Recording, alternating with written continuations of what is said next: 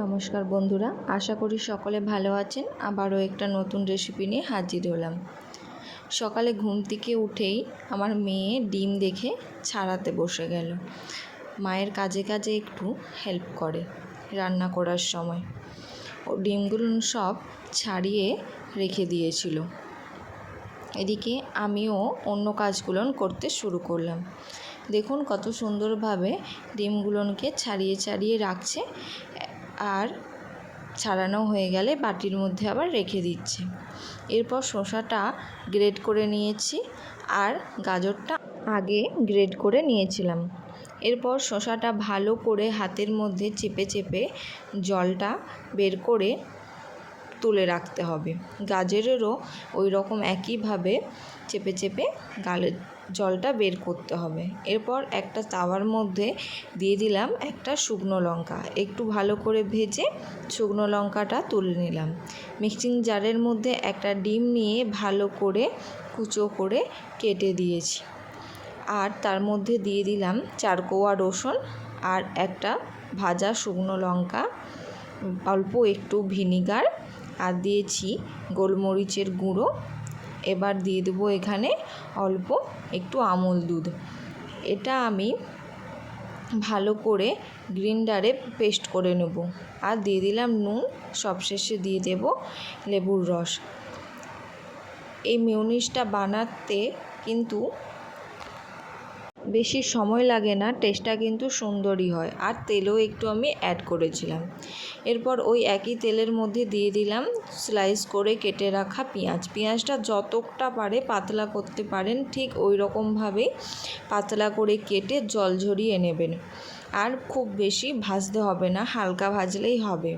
পেঁয়াজটা একটা পাত্রের মধ্যে তুলে রেখেছি।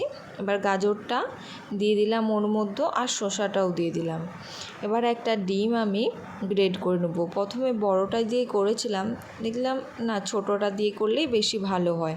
তারপর ছোটোটাতে দিয়ে আরবার ভালো করে 2টো ডিম আমি গ্রেট করে নিয়েছি। এখানে মোট আমি 3টে ডিম ব্যবহার করছি। এরপর ওর মধ্যে দিয়ে দিলাম গোলমরিচের গুঁড়ো, স্বাদ অনুযায়ী লবণ, আর দিয়ে দেবো এখানে আবারও একটু আমুল দুধ। এইরকমভাবে ঘরে যদি আপনারা একবার বানিয়ে দেখেন এই রকম স্যান্ডউইচ, আর দোকান থেকে কিন্তু কিনে খেতে হবে না। আর যে মেয়োনিজটা গ্রেট করেছিলাম ওটা ওর মধ্যে দিয়ে ভালো করে মেখে রেখেছি। এরপর দোকানের মতন একটা শেপ দেওয়ার জন্য আমি পাউরুটিটার ধারগুলো কেটে দিচ্ছি। আপনারা চাইলে নাও কাটতে পারেন। চারদিকেই আমি ধারগুলো কেটে দিলাম। দেখতে অনেকটা সুন্দর লাগবে, পুরো দোকানের মতন, আর খেতে কিন্তু দোকানের থেকেও সুন্দর হয়। এই রকমভাবে যদি আপনারা একবার বাড়িতে বানিয়ে খান, দোকান থেকে কিনে খাওয়া ভুলেই যাবেন। এরপর ভালো করে বাটারটা লাগিয়ে নেব।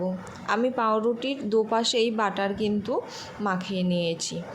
এতে করে আপনারা স্টোর করেও রাখতে পারবেন, আর বাটারটা জলটা টেনে নেবে। এই জন্য ভালো করে 2 সাইডে বাটার মাখিয়ে নিলাম। সমস্ত পাউরুটিগুলো নিয়ে আমি সেম একইভাবে বাটার মাখিয়ে নিয়েছি। এবার ওর মধ্যে দিয়ে দিলাম যে মিক্স করে রাখা গাজর, শসা, মেয়োনিজের যে পেস্টটা ছিল ওটা ভালো করে চেপে চেপে দিয়ে দেব।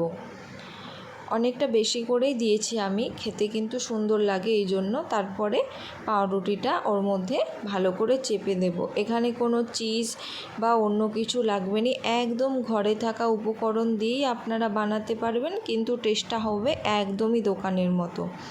এরপর আবারও একটা পাউরুটি নিয়ে এরকমভাবে আমি করে নিলাম। বাকি সবগুলো এরকম একইভাবেই করে নিতে হবে।